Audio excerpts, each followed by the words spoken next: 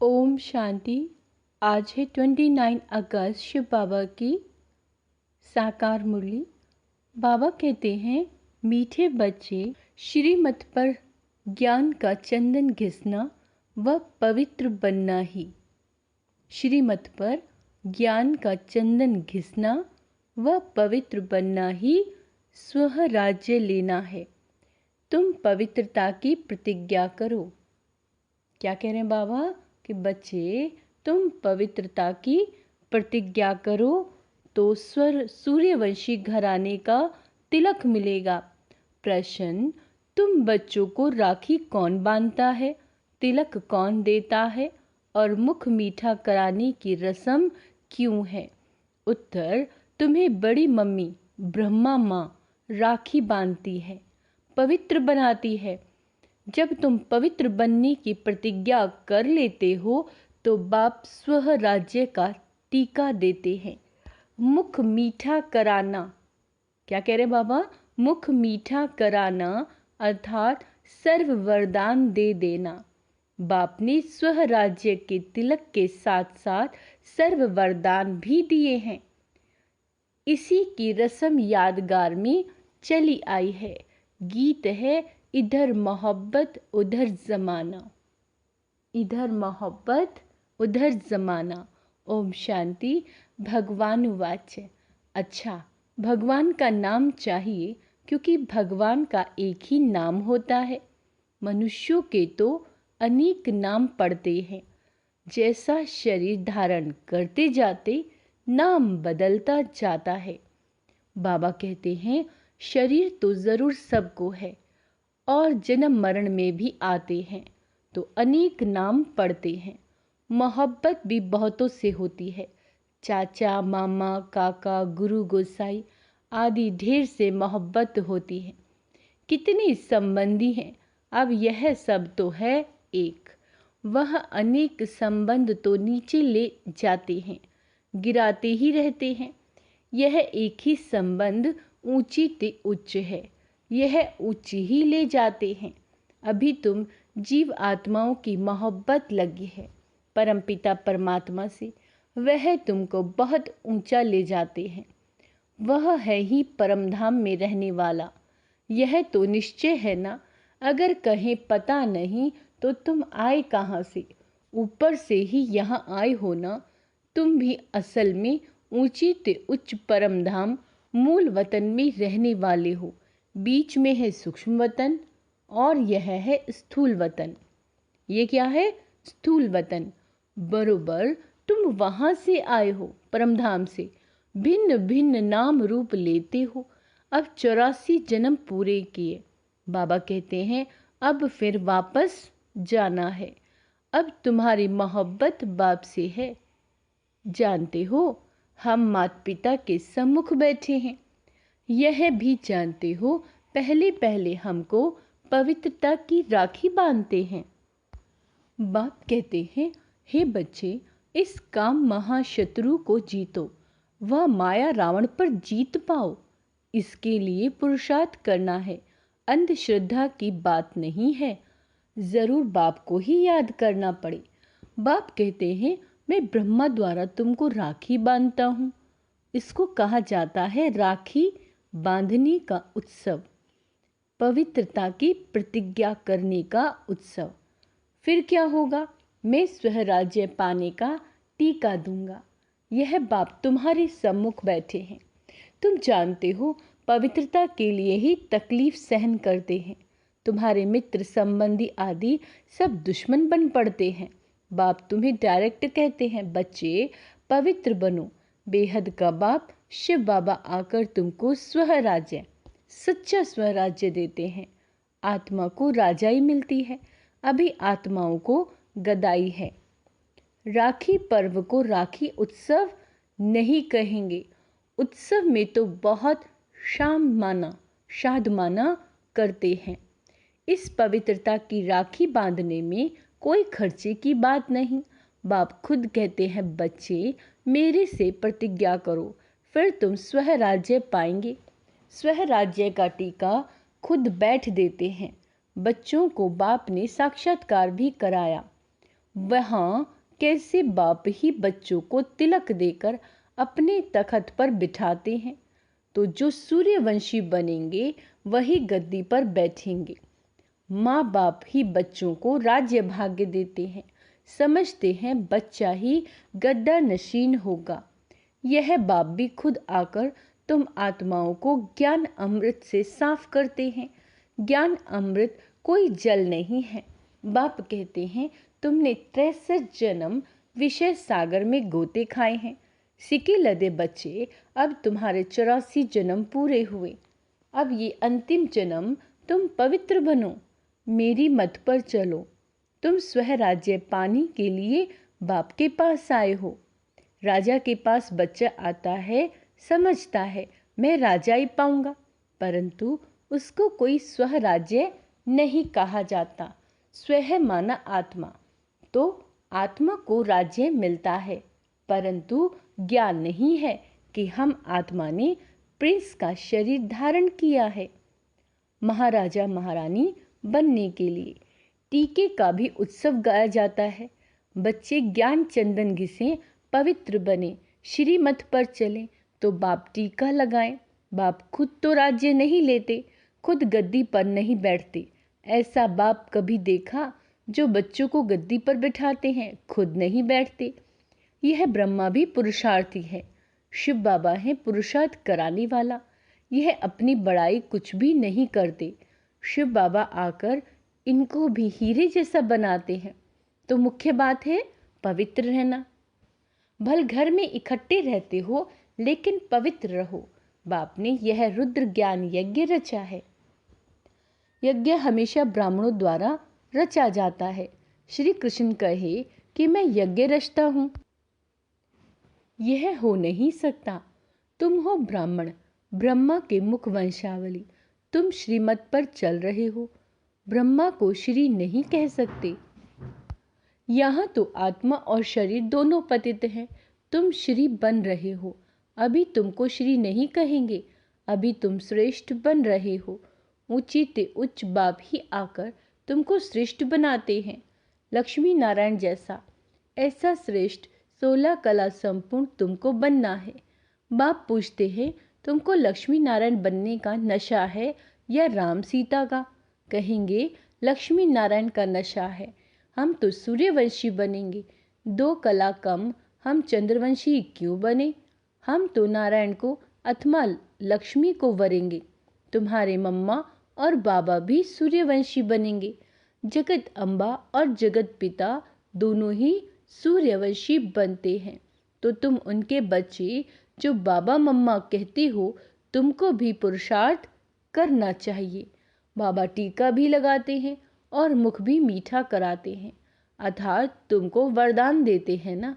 विजय का टीका लगाकर वरदान देते हैं कि तुम सदा ऐसा स्वराज्य पाएंगे तथा राजा रानी तथा प्रजा राज्य भाग्य भोगते हैं। परम पिता परमात्मा द्वारा एक ही बार राज्य स्थापन होता है। यह है ऑलमाइटी अथॉरिटी राज्य। वॉइसलेस दुनिया भी गाई हुई है। सर्वगुण 16 कला संपूर्ण मर्यादा पुरुषोत्तम देवताएं कभी काम कटारी से हिंसा नहीं करते हैं। क्या कहा बाबा ने? सर्वगुण संपन्न 16 कला संपूर्ण मर्यादा पुरुषोत्तम देवताएं कभी काम कटारी से हिंसा नहीं करते। 63 जन्म तो तुम 1-2 पर काम कटारी चलाते आए हो। बाबा कहते हैं अमर लोक में काम कटारी नहीं होती। यहाँ काम कटारी से तुम पतित होते होते तमो प्रधान बन पड़े हो। अभी तुम बच्चे समझते हो बरोबर। बाप स्वर्ग की स्थापना करते हैं, भारत में ही जन्म लेते हैं। बाप ने बैकुंठ की सौगात लाई, आधा कलप रड़ियाँ मारी। ओ गॉड फादर रहम करो, मेहर करो। भक्ति मार्ग में गाते हैं ना, सतयुग में थोड़े ही रड़ियाँ मारेंगे, वहाँ तो सदैव सुख है। सतयुग में सदैव सुख है। दुख में सिमरण सब करे, सुख में करे ना कोई। अनेक प्रकार के दुख होते हैं ना। देवाला मारते हैं तो कितना दुख होता है, बीमारी आदि होती है तो दुख होता है ना। स्वर्ग में दुख का नामो निशान नहीं। बाप आकर तुम बच्चों को राज्य भाग्य का टीका देते हैं। क्या देते हैं बाबा? राज्य भाग्य का टीका। यह है दुख धाम और वो है सुख धाम। शांति धाम में तो आत्मा कुछ बोलती नहीं, यहाँ फिर टॉकी बनती है। तुम्हारा स्वधर्म ही है शांति। अभी तुमको सुख शांति का स्वराज्य मिलता है, तो बाप का बच्चा बनकर उनकी श्रीमत पर चलना चाहिए। पढ़ाई के समय सारा अटेंशन पढ़ाई में देना होता है। पढ़ाई के समय और व्यर्थ बातों का वर्णन नहीं चलता। अगर कोई उल्टा सुल्टा बोलते हैं तो कहेंगे अटेंशन प्लीज। तो बाप बच्चों को कहते हैं तुम्हारी बुद्धि भटकनी नहीं चाहिए। बाहर धक्के खाने वालों के ख्यालात इधर उधर दौड़ते रहेंगे। समझेंगे कहाँ छुट्टी हो तो घर जाएं। अब तुम बच्चों को पढ़ना और पढ़ाना है। ब्राह्मणों का धंधा ही है गीता सुनना, गीता सुनाना। वह ब्राह्मण भी गीता सुनाते हैं, शरीर निर्वाह भी करते हैं। तुमको भी ऐसा कहा जाता है। गृहस्थ व्यवहार में कमल फूल समान पवित्र रहना। प्रतिज्ञा करनी है, यह अंतिम जन्म पवित्र रहेंगे। यह अपवित्र दुनिया विनाश होनी है। विनाश की तैयारी भी देख रहे हो, होलिका जलेगी। वास्तव में यह सब उत्सव इस समय के हैं। बाप तुमको तिलक देते हैं। तुम्हारी बुद्धि कहती है बाबा हमको सतयुग का विश्व का मालिक बनाने के लिए पढ़ाते हैं। अथवा स्वराज्य का तुम तिलक पाते हो, बाप ही तिलक देते हैं। यहाँ तो तुम सम्मुख बैठे हो। बाबा कहते हैं राज्य भाग्य वह लेंगे जो पवित्र रहेंगे। राखी का महत्व बड़ा भारी है। कहते हैं बहन भाई को टीका लगाकर राखी बांधती है, तो बहनें तुम भाइयों को तिलक लगाएंगी, राखी बांधेंगी और मुख मीठा कराएंगी। यह उत्सव कहाँ से शुरू हुआ? संगम युग से, जबकि परम पिता परमात्मा पवित्र रहने की प्रतिज्ञा कराते हैं। ये संगम युग से शुरू हुआ। शिवरात्रि का भी बाबा कहते उत्सव है, फिर राखी का उत्सव, फिर है दशहरा, फिर दिवाली का उत्सव, नवरात्रि का उत्सव। यह सब उत्सव चलते आए हैं। बाबा कहते हैं तुमको तो खुशी होती है। दशहरा अर्थात विनाश के बाद फिर दीपावली आएगी। घर घर में स्वर्ग होगा। तुम शिव बाबा की, ब्रह्मा विष्णु शंकर की, लक्ष्मी नारायण राम सीता आदि सबकी जीवन कहानी बता सकते हो। सारे चक्र को तुम जानते हो। बाकी 8-10 भुजाएं वाले तो कोई हो नहीं सकती। मनुष्यों ने कितने चित्र बैठ बनाए हैं। इसको कहा जाता है waste of time, waste of money, waste of energy. अभी तुम जानते हो हम आए हैं स्वराज्य का वर्षा लेने। हम श्रीमत पर क्यों नहीं चलेंगे जैसे माता पिता चल रहे हैं?